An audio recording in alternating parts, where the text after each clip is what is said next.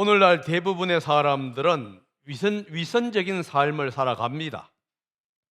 믿는 사람이든 믿지 않는 사람이든 모든 사람이 어느 정도의 위선적인 삶을 살아가요. 단지 이 정도의 차이가 있을 뿐입니다. 위선적인 삶은 현대를 살아가는 사람들의 전유물은 아닙니다. 고대에서부터 내려온 타락한 인간의 유산이고 또 전통이기 때문이지요. 예수님은 종교 지도자들, 그들과의 대화에서 이제 벗어나서 자신을 따르는 무리들과 제자들에게 위선적인 삶을 살지 말아라 라고 권면합니다. 이 위선적인 삶은 사실 교만한 삶과 연결이 될 수 있어요. 그래서 믿음의 사람들은 위선적인 삶, 교만한 삶을 조심해야 한다는 것입니다. 특별히 지도자들은 조심을 해야만 합니다. 대신에 겸손과 섬김의 삶을 살아가야 하지요. 겸손의 삶이란 게 뭐냐? 결국은 섬김의 삶으로 연결됩니다. 왜냐하면 진정한 겸손은 섬김으로 나타나기 때문에 그렇습니다. 예수님은 이제 무리와 제자들에게 율법학자들과 바리새인들을 조심하라고 권면합니다. 그 이유가 뭐냐 하면 아까도 얘기했듯이 위선적인 행동 때문에 그래요. 그들은 모세의 자리에 앉아 있었고 또 앉아 있기를 좋아했습니다. 그들은 가르치는 것은 좋아했지만은 그 가르침에 따라 행하는 행실에서는 그렇게 실천하지를 않았던 것 같습니다. 다시 말을 해서 은행에서 일치가 없었던 것입니다. 성경은 이렇게 얘기합니다. 바리새인과 율법학자들은 모세의 자리에 앉은 사람이다. 여기에서 모세의 자리라고 하는 그 의미를 우리는 한번 생각해 보아야 합니다. 모세의 자리는 두 가지의 의미가 있는데, 이스라엘 회당에서 회당장이나 권위가 있는 사람이 앉은 자리를 가리켜서 모세의 자리 이렇게 얘기할 수 있고요. 또한 모세의 율법을 해석하는 해석자로서의 권위를 얘기할 때에도 모세의 자리 이렇게 얘기할 수가 있습니다. 본문은 아마 이 두 가지 모두를 포함하고 있다 하는 것이 좋을 것 같습니다. 율법학자들이나 이 바리새인들은 모세의 율법의 전문가들입니다. 그들은 성경을 연구하고 또 가르치는 선생들이었습니다. 이 모세의 율법을 가르치고 또 연구하고 가르치다 보니까 많은 사람들의 존경을 받아왔던 것이에요. 그래서 이것을 갖고 얘기하는 겁니다. 모세의 자리는 뭐냐?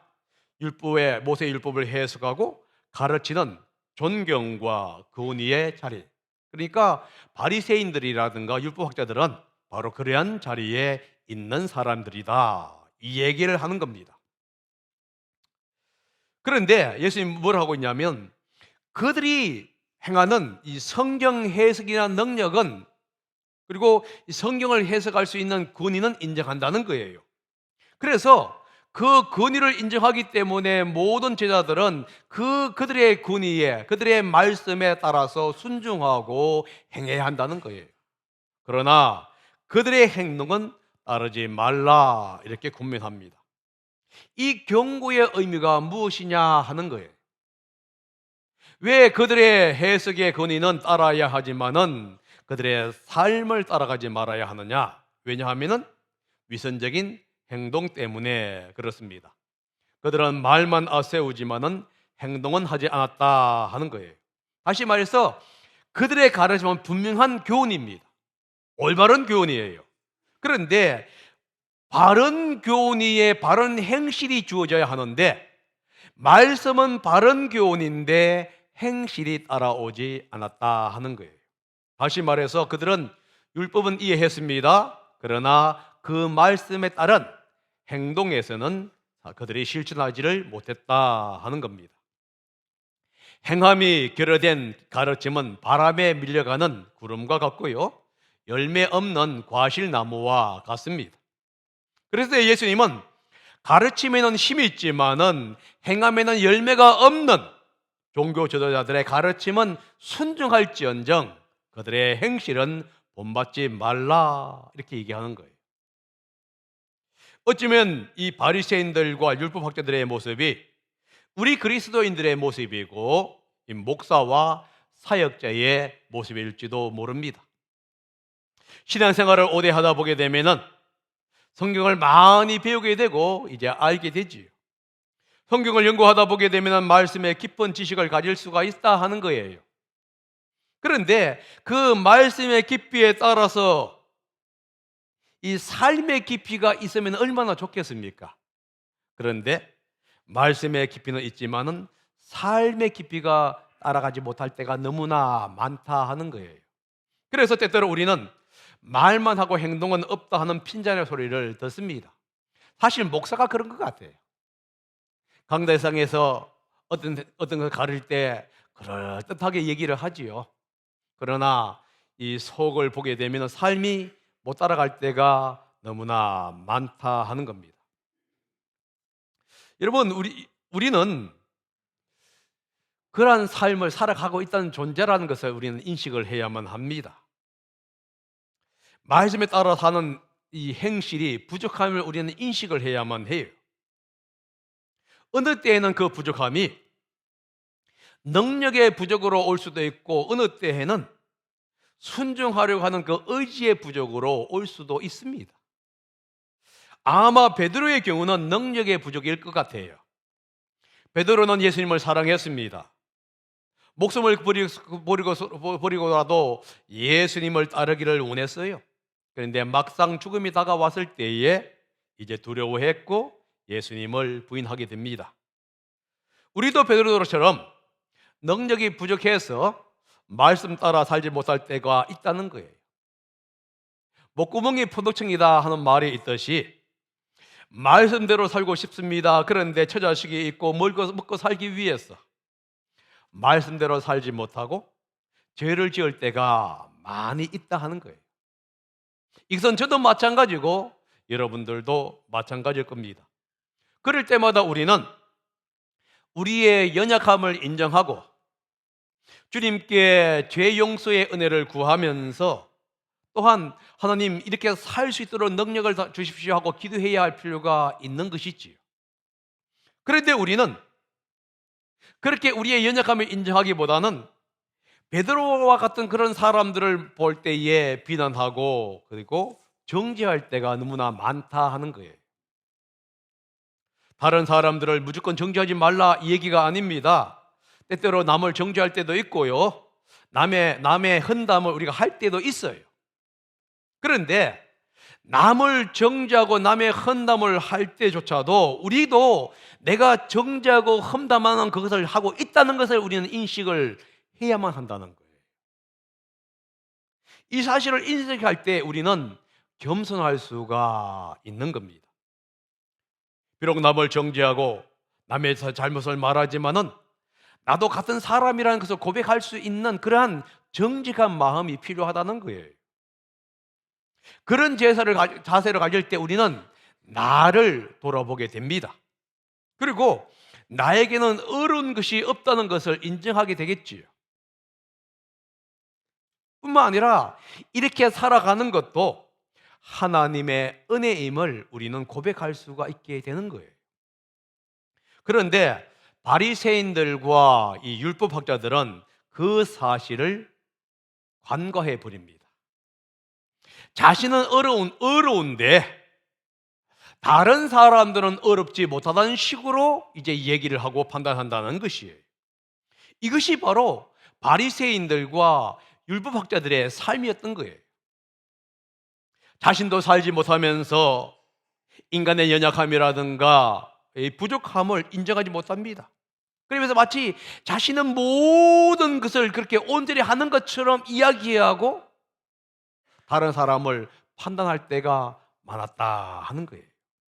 여러분, 예수님께서 바리새인들이 가르치는 말씀을 따라 행하고 그들의 행실을 따르지 말라 이렇게 권면한 이면에는 이런 의미가 있습니다. 우리의 연약함을 인정하라 하는 거예요.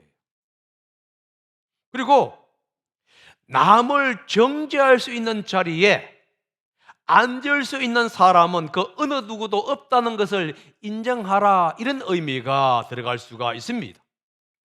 그리고 그것을 인정하지 않는 바리새인들이라든가 율법학자들의 그 은행의 불일치를 따라 행하지 말라 하는 의미가 들어가는 거예요. 그럴 때 우리는 그들의 모범을 따르는 것이 아니라 그들의 말을 행하면서 우리의 삶을 돌이켜볼 수가 있는 겁니다.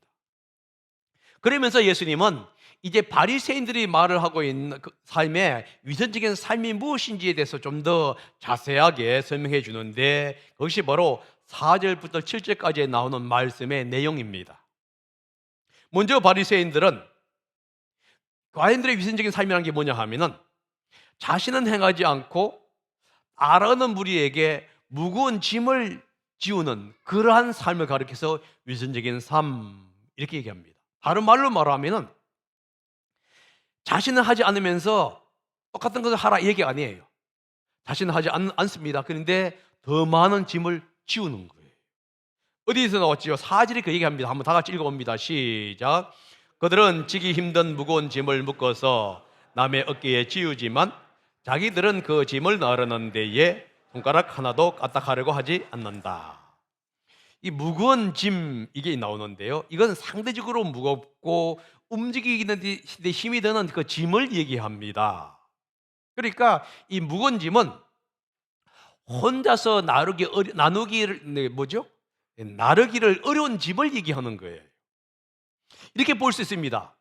쌀 한 80kg의 한 가마 정도를 연상하면 될 수 있을 것 같아요. 쌀 80kg 가마를 장정 혼자서 그렇게 들기는 힘듭니다. 그런데 바리새인과 율법학자들은 이 80kg 되는 이 쌀 한 가마를 두세 개를 묶어가지고 남의 어깨에 지우고 짊어지고 가라고 하는 사람이다, 이런 의미예요. 하나를 옮기기는 것도 어려운데 여러 개를 묶어서 옮기려고 하는 것은 불가능합니다. 다른 말로 말을 하게 되면 불가능한 것을 남의 어깨에 지우려고 하는 사람이 누구냐? 바로 이 위선적인 사람이다 하는 의미가 들어갑니다. 여기에서 무거운 짐을 여러 개 묶는다는 말이 있어요. 이것을 비유적으로 해석하게 되면은 짊어지기 어려운 규범이나 규칙을 더하는 것을 가리켜서 이야기한다 하는 겁니다. 자, 이런 바리새인들은 누구라고 그랬습니까? 성경을 해석하는 사람들입니다. 그런데 성경의 해석을 하면서 성경의 가르침에 자신들이 생각하고 있는 여러 가지 규정들을 이제 하나 둘 집어넣는 거예요. 그리고는 뭐냐? 그 규범을 가지고 전통으로 만들고요, 그 전통에 따라서 살게 합니다. 그런데 그 전통도 나중에는 하나둘 더 첨가해 버리는 거예요. 이게 무슨 뜻이냐 하면 예를 들겠습니다. 창세기 2장 1절에서 3절에 보면은 하나님은 안식일에 일하지 말고 쉬라, 이렇게 말씀하셨어요. 그런데 바리새인들과 율법학자들은 이 말씀을 해석하면서 1.6km 이상을 걷는 것은 일하는 것이고 1.6km 걷지 않는 것은 일하는 것이 아니다, 이렇게 얘기합니다. 그리고 집이나 회사라든가 여러 가지에 불을 안식일 날 켜고 끄는 것은 이제 일이고, 유대인이 아닌 다른 사람을 시켜가지고 불을 켜거나 불을 끄는 것은 일이 아니다, 이렇게 얘기하는 거예요. 성경은 이렇게 얘기했습니다. 안식일에 쉬라. 그런데 어디에서도 1.6km를 이상을 걸으면은 일이고, 겨울에 추우니까 불을 지피고 불을 켜는 것은 일이 아니다, 이렇게 한 적이 없어요. 그런데 율법학자들이 이렇게 규범을 만들어서 첨가해 버렸다 하는 거예요. 또 다른 예는 뭐냐면 안식일에 병을 고치는 문제입니다. 성경은 안식일에 쉬라 그랬지 어디에서도 안식일에 병을 고치지 말라 한 적은 없다는 거예요. 그런데 유대인들은 뭐라고 했죠? 전통을 만들어가서 병을 고치는 것은 일이니까 안식일을 범했다. 이렇게 말씀하시는 거예요. 그러자 예수님이 뭐라 했습니까? 안식일에 병 고치는 것은 안식일을 지키는 것이다. 여러분, 일요일 날 일하는 게 죄입니까? 아닙니까? 성경 어디에서 일요일 날 일하는 것이 죄라고 한 적이 없단 말이에요. 누가 만들었지요? 우리가 만든 전통이란 말이에요. 제가 일요일 날 일을 하라 이 얘기하는 게 아니에요. 성경은 뭐냐? 쉬라고 얘기한 거예요. 어떤 사람은 일을 하면서 쉬는 사람이 있는 것이고 어떤 사람은 일을 하지 않으면서 쉬는 사람이 있는 거예요. 여러분들이 지금 쉬고 있습니까? 아니면은 일을 하고 있습니까? 휴일학교 아침부터 와가지고 일을 하고 있잖아요. 이것은 왜 일이라고 안 하는 거예요?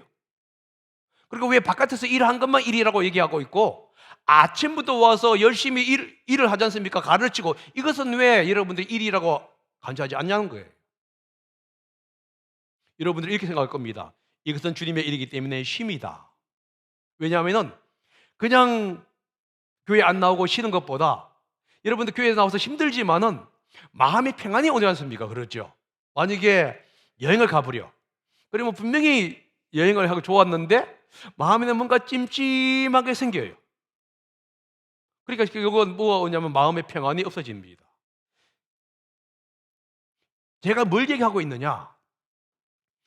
안식일에 쉬라고 얘기했어요. 일하지 말라고 얘기했어요. 거기에 대한 기준은 하나님과 개인 간의 만남에서 오는 일이라는 거예요. 어떤 사람은 일을 하면서 쉼을 쉴 수 있고 어떤 사람은 쉬면서 쉴 수 있는 겁니다. 어떤 사람은 몸이 아프니까 병원에 가는 것도 쉼이 될 수 있는 거예요. 여러분, 병자에게 쉼이란 게 뭐냐? 병을 고치는 거예요. 건강한 사람에게는 그런 의미가 필요 없습니다. 그런데 만약에 여러분의 식구가, 여러분의 자녀들이 갑자기 설사를 하고 복통을 일으키고 사고를 응해서요. 그러면 여러분들 일요일 날이라고 해서 병원에 안 갈 거냐는 거예요. 병원이 닫혀 있으니까 못 가는 것이지. 그래서 대학병원에 가는 게 아닙니까? 그런데 이것을 가르쳐서 율법자들은 뭘 하고 있느냐? 일이다. 그러면 죽으라는 얘기가 아니에요. 이렇게 율법학자들은 하나님이 만들었던 규범에 자기들의 어떤 해석을 하나, 둘 더 입혀가지고 이제 그것을 다른 사람을 판단하고 정죄하는 일에 앞장을 선다 하는 거예요. 이것이 바로 위선적인 삶이라는 거예요. 여러분, 성경 자체를 지키는 것도 힘듭니다. 그런데 거기에 인간적인 어떤 규범을 만들어서 지키게 하게 하는 것은요 더 어려운 거예요. 그러니까 이걸 갖고 뭘 했느냐? 자기도 지키기 힘든 그 짐을 두세 개 엮어가지고 사람의 어깨에 매게 하는 것이다, 이렇게 얘기하는 거예요. 여러분, 저 같은 경우에 주일날 교회 와서 예배 드리는 거 쉽습니다. 왜죠? 제 직업이 그거 아니에요. 그러죠? 제 직업이잖아요. 그러나 상업의 혈기사 속에 있는 사람들은요 다르다는 것을 인식해야 돼요. 율법학자들은 안식일을 쉬는 거 그 문제가 안 돼요. 일 안 할 수 있는 거예요. 왜? 그들의 삶이니까. 그러나 만약에 말이죠, 일일 근로자들이라고 한다고 한다면, 아니면은 노예 생활을 하고 있다고 한다면요 주인이 시키면 일을 해야만 하는 거예요. 그것을 가리켜서 우리가 정죄할 수 있는 것은 아니라는 거예요. 그런데 유대인들이 바로 그렇게 정죄한 거예요. 제가 여러분들에게 이제부터는 그러니까 여러분 교회 나오지 말고 다 일해라 이 얘기가 아니라는 거 여러분 이해 아시죠?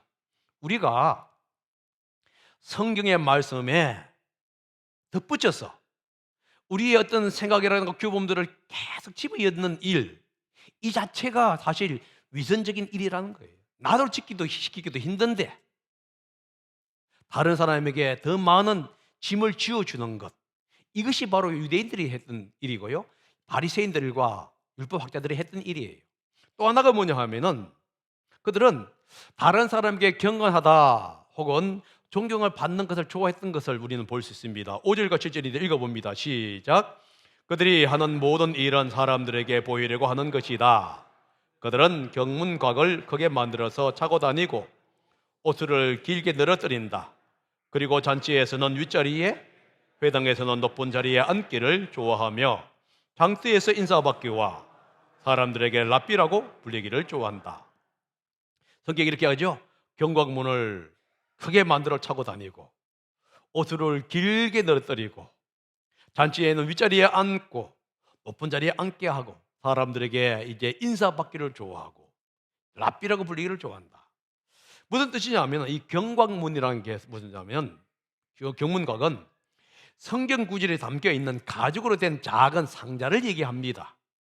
그런데 보통 이 상자는 이마나 아니면 왼손에 이제 착용을 했던 거예요. 이유가 뭐냐 하면은 하나님의 말씀에 대한 충성의 의미, 또 하나님의 말씀을 상기해야 한다는 의미로 그렇게 했습니다. 그리고 옷은 이 푸른색이라든가 아니면 이 흰색의 끈으로 이 겉옷의 가장자리에 내구퉁 쪽에 이제 달았던 거예요. 이것은 뭐냐? 하나님께서 그렇게 하라고 하니까 이제 그 명령에 순종한다고 하는 의미 속에서 행했던 의식입니다. 그런데 이 바리새인들과 율법학자들은 상자를 요만한 걸 한 게 아니라 이만하게 만드는 거예요. 옷을 요만하면 되는데 길게 만듭니다. 그리고 뭐냐면 자신들이 얼마나 경건하냐 이렇게 사람들에게 보인다 이 얘기를 하는 거예요. 다시 말해서 하나님의 말씀에 순종하기보다는 사람에게 보이려고 하는 그 외식적인 행동을 얘기하고 있는 것입니다. 하나님의 말씀을 따라 살아가야 하는데 다른 사람에게 보이려고 하고 있다는 거예요. 그렇게 함으로 말미암아 다른 사람들에게 자신이 경건한 사람이라는 것을 보여주고 싶어 하는 그런 마음들, 이것을 얘기합니다. 그들은 또한 사회에서 중요한 위치에 있기를 원했던 거예요. 높은 자리에 앉기를 원했고 사람들에게 인사받기를 원합니다. 그리고 랍비라 칭함을 받기를 원한다 이거예요. 여러분, 다 여기서 말하고 있는 것이 무엇이죠? 여기서 말하는 것은 위선적인 삶이라는 게 뭐냐를 얘기해 주고 있는 거예요. 위선적인 삶이라는 게 뭐냐 하면은 일반 사람들이 지기 어려운 일을 요구하고 그것을 속에서 사람들에게 자신이 그것을 하니까 얼마나 경건하고 얼마나 위대한 사람이냐 하는 것을 보여주고자 하는 그 행동들을 가르쳐서 위선적인 삶 이렇게 얘기한다는 거예요. 그러니까 우리는 한번 우리의 삶들을 한번 생각해 볼 필요가 있는 거예요.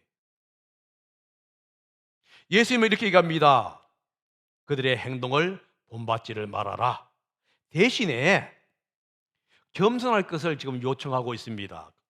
8절과 10절이에요. 한번 다 같이 읽어봅니다. 시작.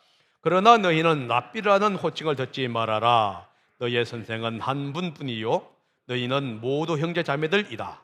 또 너희는 땅에서 아무도 너희의 아버지라고 부르지 말아라. 너희의 아버지는 하늘에 계신 분 한 분뿐이시다.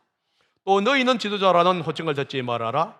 너희의 지도자는 그리스도 한 분뿐이시다. 8절부터 12절까지는 이제 제자들에게 한 얘기입니다. 그러니까 1절부터 7절까지는 이 바리새인들과 율법학자들의 어떤 위선적인 행동에 초점을 맞춘다고 한다면은 8절부터는 뭐냐? 그러므로 제자들은 이러한 삶을 살아야 한다 하는 것인데 예수님은 이제 우리 그리스도인들에게 세 가지의 명칭을 피하라고 얘기하고 있어요. 하나가 뭐냐 하면은 랍비라고 칭하는 거예요. 두 번째 아버지라고 불리는 겁니다. 세 번째 지도자라는 칭호를 불리는 것을 얘기합니다. 여러분 이것이 세 가지가 뭐냐 하면은 같은 의미예요. 과도한 존경을 표하는 용어들입니다. 랍비는 보통 일반적으로 선생이라는 뜻인데요. 이 랍비에는 나의 주님, 나의 선생님이라는 하는 의미가 들어가 있습니다. 이 사람들은 랍비는 율법에 탁월한 선생들이에요. 그러다 보니까 유대인들이 공경하고 존경하는 사람들입니다. 그래서 랍비라는 건 뭐냐? 공경과 경의의 극존칭적인 용어들이에요. 두 번째, 아버지입니다. 이 아버지란 말을 여러분 오해하면 안 됩니다. 이게 문자적으로 아버지를 얘기한 게 아니에요. 유대에서는 선생님을 가리켜서 아버지 이렇게 얘기하는 거예요. 그러니까 이 용어 자체가 랍비와 마찬가지로 극존칭의 표현입니다. 여러분, 엘리야가 엘리사에게 뭐라 했습니까? 나의 아버지요 이렇게 얘기하잖아요. 나의 스승이요 이런 의미입니다. 그러니까 이 아버지라는 용어가 극존칭의 용어예요. 그리고 지도자, 이 랍비나 마찬가지의 용어입니다. 이게 메스터 얘기인데요. 이 주님이라는 뜻도 되고 스승님이라는 뜻도 되고 선생님이라는 뜻입니다. 그러니까 랍비, 아버지, 그리고 지도자, 이건 다 뭐냐? 그 당시 사람들이 극존칭을 하는 표현이에요. 예수님이 뭐라 했냐면 이 과도한 존칭을 받기를 원하는 것보다 너희가 예수 그리스도 안에서 형제 자매임을 인식해라 하는 의미가 들어갑니다. 다시 말해서 다른 사람에게 존경해 받는 칭호를 좋아하지 말라 이거예요. 한국 사람들은 이 집사, 권사, 장로를 되게 좋아하죠. 그리고 목사 하면 뭐 계급처럼 되는 것처럼 얘기하는 겁니다. 여러분, 이런 용어를 불리는 것 그 자체가 나쁜 건 아니에요. 그런데 예수님이 지금 말씀하고 있는 게 뭐냐 하면은 이러한 극존칭의 용어를 받는 것을 좋아함으로 인해서 자만심이나 교만의 마음이 들 수 있다는 것을 지금 지적하고 있는 것이에요. 아니, 랍비를 랍비라고 얘기하는데 목사를 목사라고 얘기하고 집사님을 집사님이라고 얘기하는데 그게 뭐가 문제가 되냐 이거예요. 그런데 내가 내가 그렇게 받기를 좋아하는 것 자체가 문제가 될 수가 있다는 거예요. 왜냐하면 그 마음속에는 동기의 문제가 있기 때문에 그렇다는 겁니다.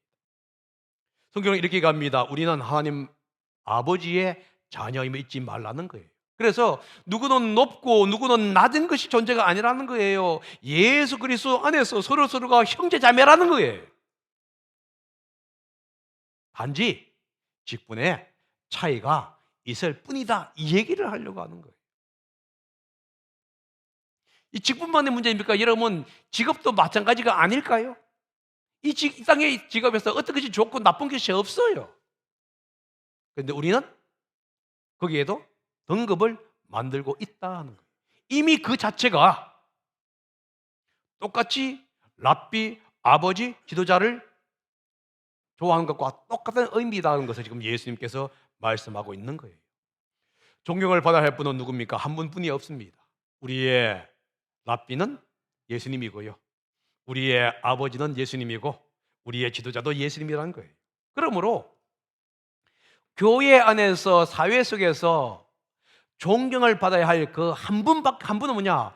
예수 그리스도라는 거예요.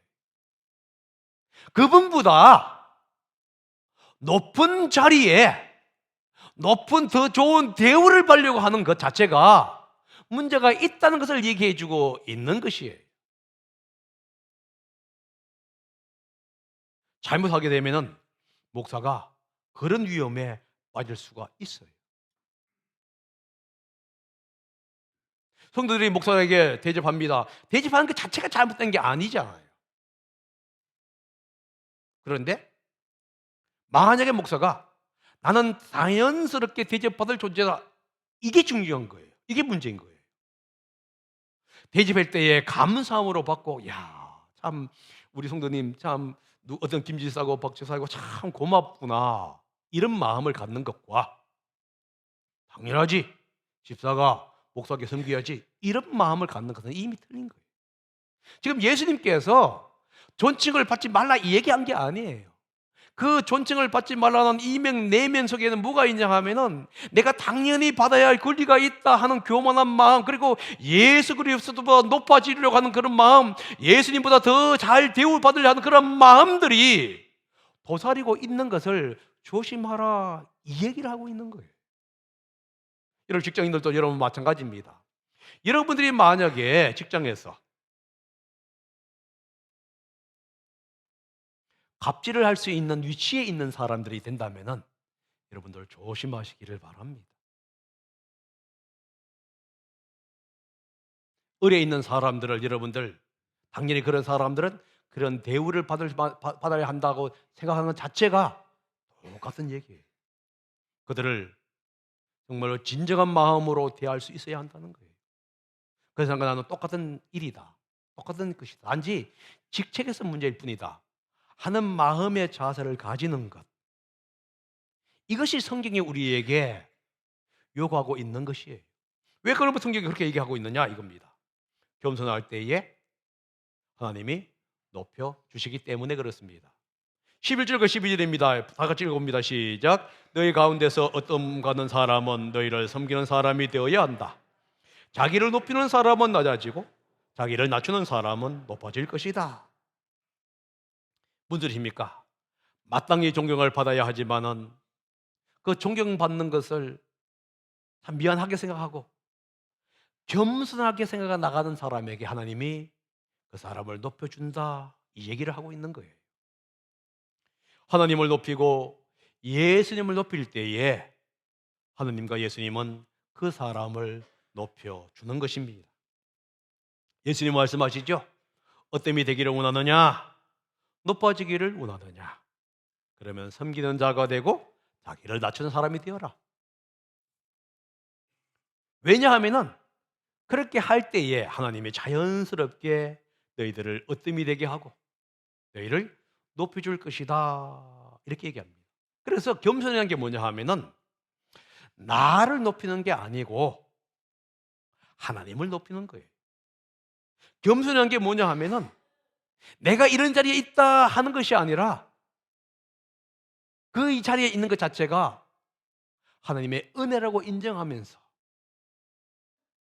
겸손한 마음으로 옆에 있는 사람들, 밑에 있는 사람들을 섬기는 것, 그것을 지금 성경이 말을 하고 있는 게 겸손입니다.